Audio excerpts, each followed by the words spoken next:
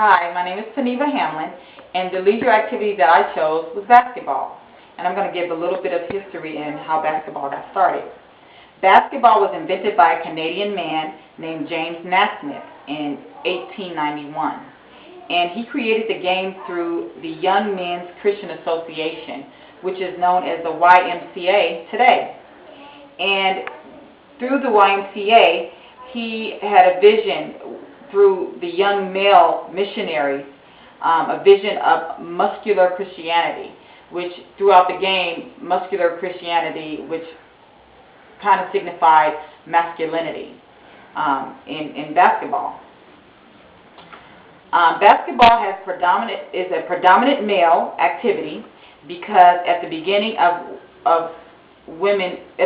women were never permitted to engage in leisure activities that were specifically for men. So the leisure activities that were predominantly for men and that were initially made for men, women were never allowed to participate in those activities. Women participate in basketball very frequent today and are very successful at professional basketball. And so they are professional basketball players today that are women that play in the professional league. And the issues around the activity today is that even though women have shown capabilities and achievements, society still will not give them the recognition that they deserve in basketball. So, for example, professional basketball players that are women are not given the recognition for their achievements in the game and in physically playing the game and having those strong points in the game. They're never recognized for that today.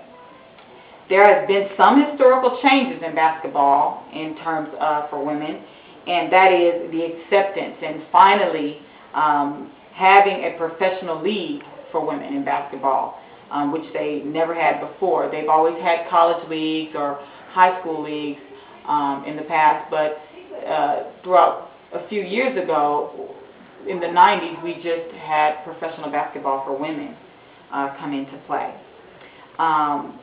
There have been no changes historically as far as the media, again, giving women the recognition for their achievements and accomplishments in basketball.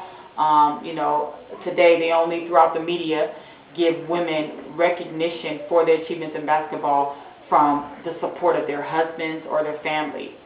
Women have never solely been given the recognition for just being a woman in basketball and playing this hard sport, which is very, very hard to play. Basketball fits into traditional ideals of leisure for the male gender because it's a physical contact.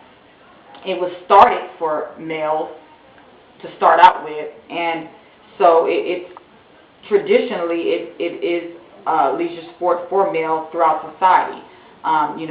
They don't see women in playing this particular leisure activity because of that. My experience in basketball relates to the class materials. While playing the activity, I felt out of place and I found myself in compliance with the rules of society, the stereotypes which are for women. Basically, in this sport, I found myself feeling out of place because this is a sport, again, that was predominantly historically for men, and me following the rules, probably unconsciously, of society and saying that this sport is for men, I didn't feel comfortable in engaging in this activity. I didn't participate in this activity before because I never had the desire to. I didn't feel that it was for me as a woman. Again, I followed the rules of society unconsciously and feeling that this is not for me. I'd rather participate in activities that are for women. In the class materials, in the participant constraints and possibilities, it states that perceptions of female sports and male sports are based on how appropriate such activities are thought to be for each gender. So in growing up as children, we are all our parents introduced to us on our gender as far as being a female these particular types of leisure activities, which are cheerleading, gymnastics, whereas a male gendered child would be they would introduce basketball or baseball, sports that society are putting out that they are male gendered leisure activities. I never participated in the activity before because I was interested in leisure activities, again, that were encouraged for the female gender. Again, I participated in high school with cheerleading. I did a lot of dance classes. I played tennis.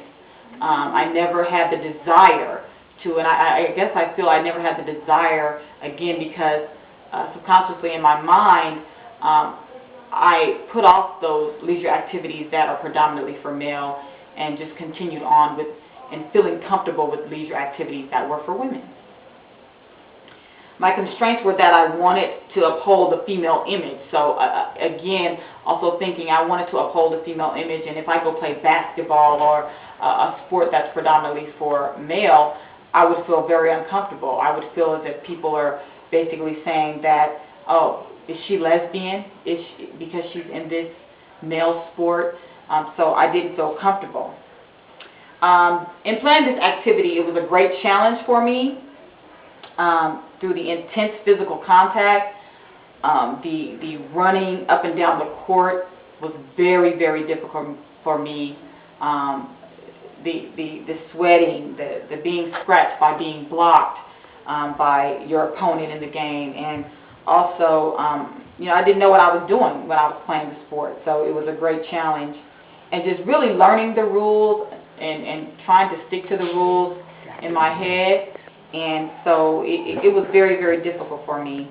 Although I did learn a lot about basketball, again, the rules, and now sitting down with my husband, I should be able to watch a game and know the reason why a timeout is called, or know why a person gets to throw a free throw. So I thank you so much for listening to my presentation on my leisure activity, basketball. Thank you.